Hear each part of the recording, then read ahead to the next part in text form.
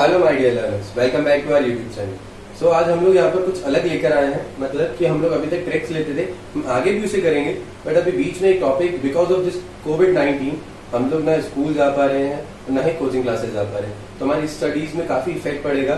तो उसके लिए मैं एक चैप्टर लेकर आया हूँ मैथ्स का, क्लास 10th का चैप्टर नंबर 1। आज हम इसमें इसका इंट्रोडक्शन और एक्सरसाइज 1.1 डिस्कस करेंगे और प्रोबेबली आपको पूरा समझ में आ जाएगा, इनफैक्ट आ ही जाएगा। बट इसके बाद में आपको बीच बीच में आप वीडियो पॉज कर कुछ ट्राई करके देखिए। सब मैं एग्जांपल्स कुछ आपको दे दूंगा, आप ट्राई करिए। So let us start with our unit number 1 which is real number. Real numbers. अभी रियल नंबर क्या होते हैं, बट उससे पहले मैं आपको एक बात बता दूं कि नंबर्स हम दो टाइप के पढ़ते हैं। एक होता है रियल नंबर और एक होता है इमेजिनरी नंबर्स। एक क्या होता है हमारे रियल नंबर, दूसरे होते हैं हमारे इमेजिनरी नंबर्स। अभी इमेजिनरी नंबर्स क्या होते हैं? इमेजिनरी नंबर्स जो होते हैं वो हमें अभी नहीं पढ़ना, क्योंकि ये जो नंबर्स होते हैं हम लोग 11th क्लास से स्टार्ट करते हैं पढ़ना। अभी तक हमने जितने भी नंबर्स पढ़े हैं वो सब क्या होते हैं? Real numbers. और 10th क्लास में जो फर्स्ट चैप्टर है वो भी है हमारा रियल नंबर। तो हम लोग रियल नंबर के बारे में डिस्कस करते हैं। अब रियल नंबर्स क्या होते हैं? रियल नंबर्स के लिए हम इसको क्लासिफाई कर सकते हैं कि रियल नंबर्स मतलब रैशनल नंबर्स, और उधर हम लोग लिख देते हैं इसका irrational numbers, rational number and irrational numbers. So we can also say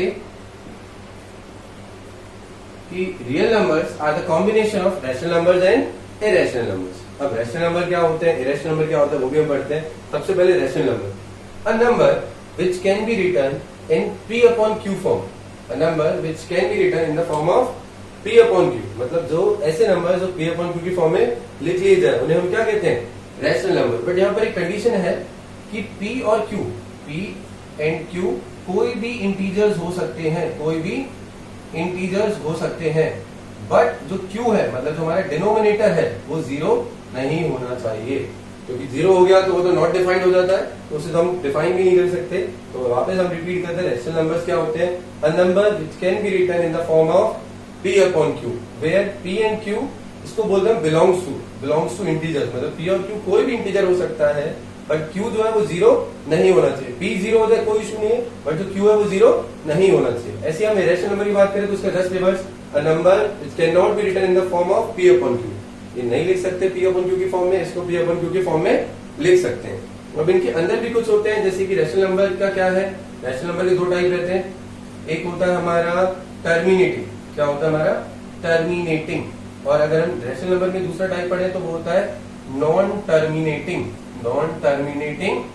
but repeating को हम रिकरिंग भी कहते हैं, बट हम लोग अभी यहाँ पढ़ते हैं सिर्फ रिपीटिंग। और अगर हम बात करें इरेशनल की तो उसमें सिर्फ एक ही केस कि नॉन रिपीटिंग, नॉन टर्मिनेटिंग, ना ही वो टर्मिनेट करेगा और ना ही वो रिपीट होगा।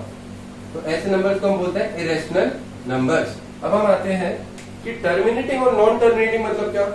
टर्मिनेटिंग मतलब क्या होता है वो देखते हैं हम लोग। जैसे अगर मैं आपको बोलूं कि 5 को डिवाइड देना है 2 से, 5 को डिवाइड देना है 2 से, तो हम क्या करेंगे? 5 नहीं आता, 4 आता है। कितने टाइम? 2 टाइम। माइनस क्या, रिमाइंडर आ गया 1। अब हमने क्या पॉइंट लगाया, 0 हो गया। 2 के टेबल में 10 आता है सर, कितने टाइम आता है?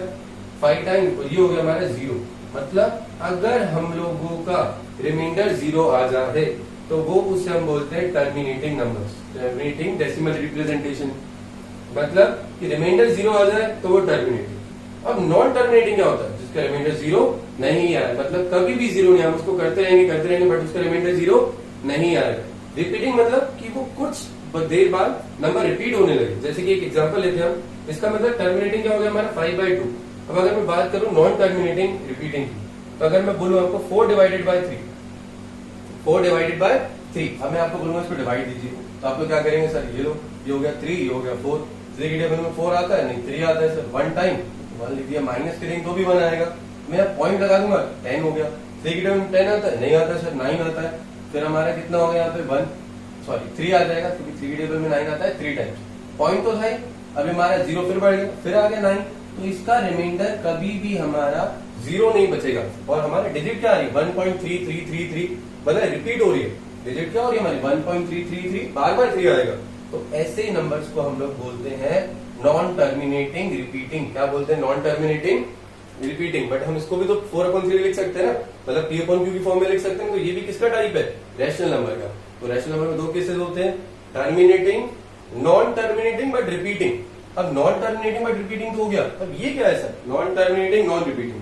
तो इसका मतलब, और हमने पढ़ा भी कि ये P अपॉन Q की फॉर्म में लिखे जाएंगे, ये P अपॉन Q की फॉर्म में नहीं लिख सकते। इनका एक एग्जांपल हम ऐसे दे सकते हैं कि 7.1434726 मतलब कि ना, और फिर हमने डॉट डॉट लगा दिया। डॉट डॉट मीन्स कि वो टर्मिनेट नहीं हो रहा है, कि खत्म ही नहीं हो रहा, बट और ना ही वो रिपीट हो रहा है। तो ना टर्मिनेट ना repeat, non terminating non repeating, इसी को हम क्या कहते हैं, इरेशनल नंबर्स। ये था हमारा इसका बेसिक। तो आप लोग इसको मैं पॉज कर लीजिए वीडियो और एक बार इसे नोट कर लीजिए। नोट करना जरूरी है, नहीं तो हम आगे का नहीं समझ पाएंगे। बिना बेसिक के चैप्टर में बहुत प्रॉब्लम क्रिएट होगा। हम 9th क्लास में भी पढ़कर आए, बट एक बार और हम इसको नोट कर लेते हैं। स्टार्ट करते हैं एक्सरसाइज 1.1, जिसका फर्स्ट क्वेश्चन हम लोग आपके बोर्ड पर ये दिख रहा है आपको। तो फर्स्ट क्वेश्चन क्या है हमारा, use Euclid's division algorithm to find the HCF of. इसमें 3 क्वेश्चन है, इसका हम फर्स्ट वाला पार्ट करते हैं, बाकी 2 मैं आपको दे देता हूँ बोर्ड पर, या बोर्ड पर आपको क्वेश्चन दिखाई में आ जाएगा। अब 135 एंड 225 का HCF हम लोग फाइंड करेंगे by using Euclid division algorithm. अब ये क्या है वो अपन करते हैं। बहुत सिंपल सा क्वेश्चन है, बहुत अच्छा क्वेश्चन है, फर्स्ट क्वेश्चन है, बार बार काम आएगा एक्सरसाइज में। तो हम स्टार्ट करते हैं इसको, बड़ा सिंपल क्वेश्चन है। सो लेट अस स्टार्ट। अब हम लोग क्या करें कि 135 और 225 का HCF फाइंड करना है by applying Euclid division algorithm. तो हम लिखते हैं by using Euclid's division algorithm. पहले तो हमने जो क्वेश्चन था वो लिख दिया, मतलब कि हम लोग ये मेथड से करेंगे। अब है क्या वो देखते हैं। 135 एंड 225, इनमें से नंबर कौन सा बड़ा है, 225। तो हम लिख देते हैं 225 इज ग्रेटर देन 135। जो 225 है वो हमारा बड़ा है किससे, 135 से। अब हमको करना क्या है, इनको डिवाइड देना। ये रफ वर्क है हमारा जो मैं यहाँ लिख रहा हूँ, रफ वर्क। अभी रफ वर्क हम कैसे करें कि हम लोग को डिवाइड देना है 225 को, क्योंकि जो बड़ा है उसको डिवाइड देंगे छोटे वाले से 135 से। अब हम ये देखें 135 के टेबल में 225 आता है कि नहीं आता, 2 टाइम 270 हो जाता है, तो ज्यादा हो जाएगा, तो हम 1 टाइम ही ले लेंगे। तो 1 टाइम हमारा आ गया 135, और अगर हम इसको माइनस करते हैं तो हमारा आ गया 90। कितना आ गया हम लोगों का, 90। अब हम लोग क्या करें, ये हो गया हमारा 1, ये 90, ये 135 और ये 225। अब हमने पढ़ा होगा बचपन में छोटी क्लासेस में, क्या पढ़ा होगा, एक एल्गोरिथम पढ़ा है कि dividend is equals to divisor into quotient plus remainder. जो हमने पढ़ा हुआ है इसको यहाँ पर अप्लाई करना है, वही है, बस इसको हम लोग एक फॉर्म में लिख लिया जाता है। इसको हम बोलते हैं डिवीजर, इसको हम बोलते हैं डिविडेंड, इसको हम बोलते हैं क्वोशिएंट, और इसे हम क्या बोलते हैं, रिमाइंडर। अब हम इसको फिट करते हैं इसमें कि dividend is equal to divisor into quotient plus remainder. तो हमारा डिविडेंड क्या है, हमारा 225 इक्वल्स टू डिवीजर क्या हम लोगों का 135 मल्टीप्लाई में क्वोशिएंट क्या है हमारा 1, देन प्लस रिमाइंडर, रिमाइंडर क्या हमारा 90। अब एक प्रोसेस दोबारा करेंगे। अब हम किस में करेंगे, 135 और 90 में। 135 और 90 दोनों में से हम लिख लेते हैं 135 इज ग्रेटर देन 90। अब क्या करें, सेम डिवीजन जो हमने यहाँ किया था वही हम यहाँ करेंगे। अब हम 135 को डिवाइड देंगे 90 से, जब हम डिवीजन देंगे तो 180, तो 2 टाइम्स ज्यादा हो गया, तो 1 टाइम ही लेंगे 90, और हम अगर इसको माइनस करेंगे तो आ गया 45। अब हम इसको इसमें फिट करते हैं, क्या हो जाएगा कि 135 मतलब dividend is equal to divisor, divisor कितना है हम लोगों का, डिवीजर है यहाँ पे हमारा 90 इंटू क्वोशिएंट, क्वोशिएंट कितना है हमारा यहाँ पर, क्वोशिएंट हमारा 1, और फिर हमारा आ गया रिमाइंडर, रिमाइंडर कितना हमारा 45। अभी क्वेश्चन आते कि हम कब तक करते रहेंगे, तब तक करेंगे जब तक हमारा रिमाइंडर 0 नहीं होता था। अब हम वापस आते हैं, क्या करेंगे, 90 और 45 में ही अप्लाई करेंगे। तो 90 इज डिवाइडेड बाय 45, जब हम इसको डिवाइड देंगे 2 टाइम्स में 90 आता है, रिमाइंडर 0 आ गया, मतलब ये हमारा लास्ट स्टेप होगा। तो करते हैं कि क्या आ जाएगा हमारा कि 90 इज ग्रेटर देन 45। अब हम क्या करेंगे, सेम इसको फिट करते हैं, डिविडेंड, डिविडेंड 90 था is equals to divisor 45, quotient 2 plus remainder हो गया हमारा 0। अब हम क्या करें, हम इससे ज्यादा सॉल्व नहीं करेंगे, तो हम यहां लिख देंगे since the remainder is 0, since the remainder is 0, so we cannot proceed further, so we can't proceed further, मतलब हम इसको आगे सॉल्व नहीं कर सकते और ना ही हम करेंगे, मतलब यही हो गया हमारा आंसर। आंसर क्या है इसमें, हमको फाइंड क्या करना था, फाइंड द HCF, तो हम लोगों को HCF फाइंड करना था। अब इसमें HCF क्या होता है, जो हमारे डिवीजर आया होगा लास्ट स्टेप में, लास्ट स्टेप में हमारे डिवीजर क्या है 45, सो 45 इज आवर आंसर, मतलब 45 is the HCF of 135 and 225। ऐसे ही दो क्वेश्चन आप उसे ट्राई करिए और एक बार पॉज करके वीडियो से नोट कर लीजिए। उसके बाद हम लोग सेकंड क्वेश्चन के पास आते हैं। तो सेकंड क्वेश्चन स्टार्ट कर देंगे, इसके बाद पहले आप इसे नोट कर लीजिए। तो अब हम करते हैं सेकंड क्वेश्चन। तो हमारा सेकंड क्वेश्चन आपको बोर्ड पे दिख रहा होगा, तो हम इसको रीड कर लेते हैं। Show that any positive odd integer, show that any positive odd integer is of the form 6q + 1, 6q + 3 and 6q + 5। मतलब कोई भी एक और पॉजिटिव इंटीजर हो वो हमेशा इसी फॉर्म में होता है, हमको शो करना है, मतलब प्रूव करके दिखाना है। बहुत अच्छा क्वेश्चन है। इसके जैसा ही इस एक्सरसाइज का question number fourth and fifth है, जो आपको बहुत हेल्प देगा और बहुत इंपॉर्टेंट क्वेश्चन है, एग्जाम में आता है। तो हम लोग इसको अच्छे से समझेंगे और बहुत सिंपल सा क्वेश्चन है। तो हम इसको स्टार्ट करते हैं कैसे कि जो भी हमको यहाँ पर लिखा है हम उसको कर देंगे लेट।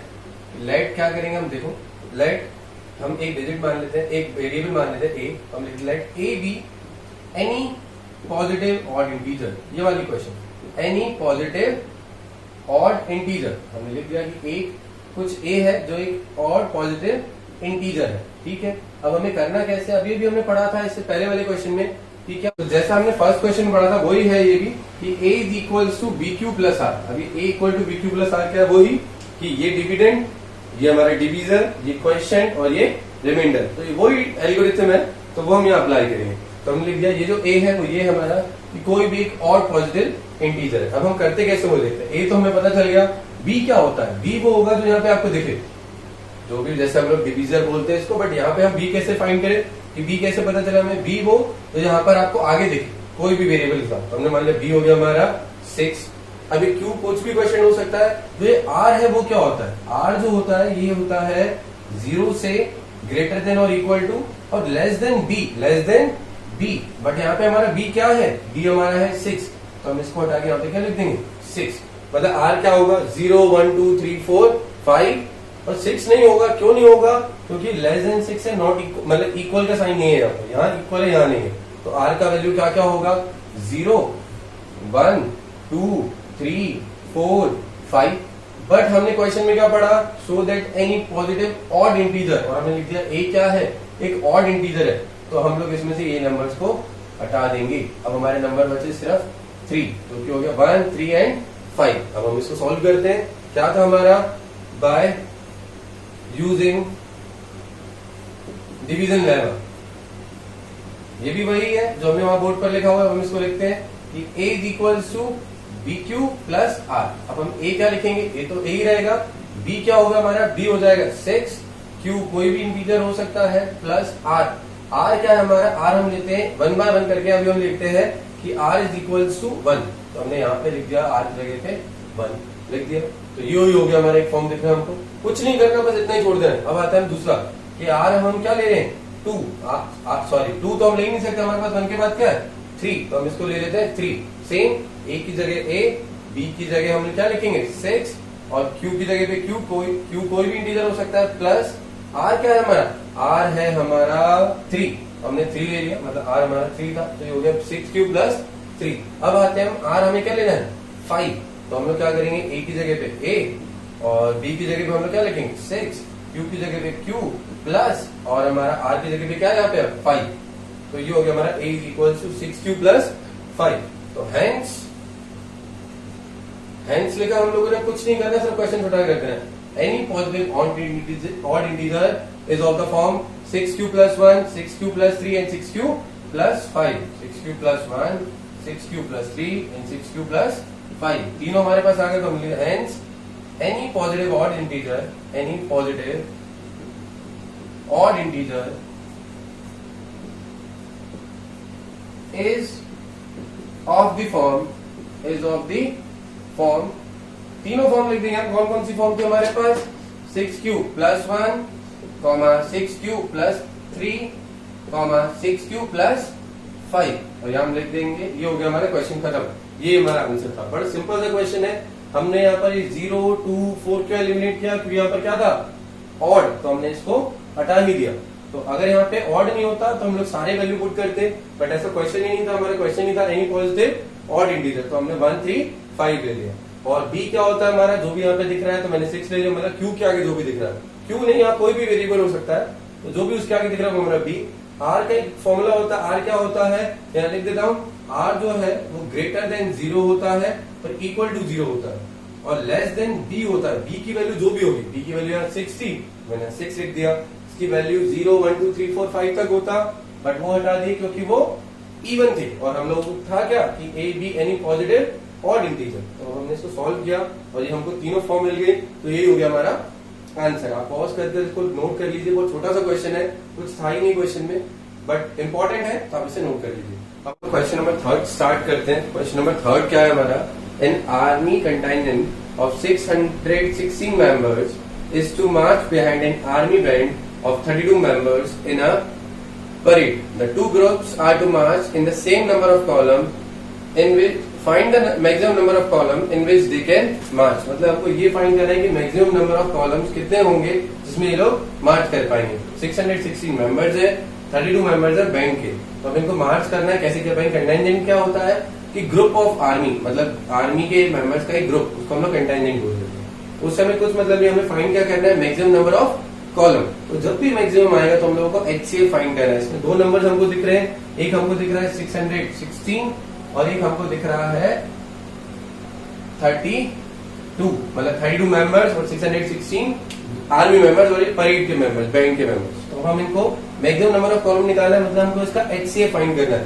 HCF कैसे, जो हम फर्स्ट क्वेश्चन में करके आए थे, सेम प्रोसेस हमको करनी है। तो हम लोग क्या करेंगे, to find the maximum number of columns, to find the maximum number of columns in which they can march। अगर हम चाहे तो लिख सकते हैं in which they can march। we have to find हमको क्या करना पड़ेगा, we have to find the HCF of 616 and 32। या वैसे ही करेंगे जैसे हमने फर्स्ट क्वेश्चन किया था। अब हम पहले देखेंगे कौन सा बड़ा है, तो 616 इज ग्रेटर देन 32। अब हम इनको कैसे करें, सेम प्रोसेस। हम लोग क्या करेंगे, ये रफ वर्क है मेरा, आप इसको रफ वर्क कर सकते हैं, शो नहीं करना होता, करना भी हो तो साइड से कर सकते हैं।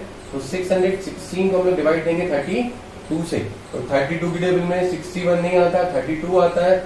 वन टाइम जब हम इसको माइनस करेंगे तो 11 में से 2 जाएगा 9, 5 में से 3 जाएगा 2, अब ये हो गया हमारा 6। अब हम ये देखें कि 32 की टेबल में 296 आता है कि नहीं, तो हम लोग कैसे चेक कर सकते हैं, हम लोग 32 8 जा करके देख सकते हैं। 32 8 जा कितना होता है 16, ये हो गया 24 और ये हो गया हमारा 25। अब मैं अगर इसमें 32 और ऐड कर दूं तो ये मेरा हो जाएगा 8, ये हो गया 8, ये हो गया 2, मतलब 32 9 जा हमारा पता है हमें कितना होता है। 32 9 जा होता है हमारा 288 which is smaller than this, तो हम लोग लिख देंगे 288। कितने टाइम्स, 9 टाइम। अब हम इसको माइनस कर देते हैं, माइनस करके क्या आ रहा है, 16 में से 8 जाएगा, 8 आ गया, ये 8 था तो 0 0। अब हम इससे ज्यादा सॉल्व नहीं कर सकते। अब हम इसको लिखेंगे वही form, A equal to BQ plus R हमने पढ़ा ना, dividend is equal to divisor into question plus remainder. तो सबसे पहले डिविडेंड क्या हमारा 616 डिविजर 32 इनटू क्वेश्चन क्या हमारा 19 प्लस रिमाइंडर क्या हमारा 8। और हमने सीखा था जब तक रिमाइंडर 0 नहीं तब तक हम उसको करते रहेंगे।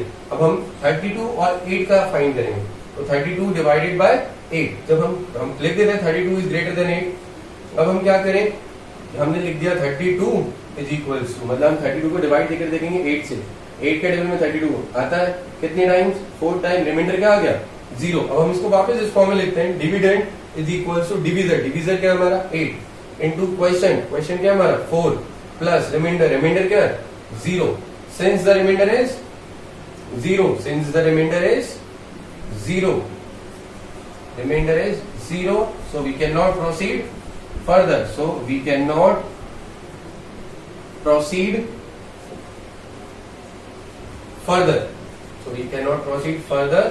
और हम लोगों का HCF क्या हो जाएगा, HCF हो गया हमारा जो यहाँ पर डिविजर आता है लास्ट स्टेप में, क्या आ गया हमारा 8। तो 8 is the HCF of 616 and 32। तो यही हमारा आंसर है। अब हम लिख देंगे हेंस, तो क्या था हमारा question, to find the maximum number of column. तो the maximum number of column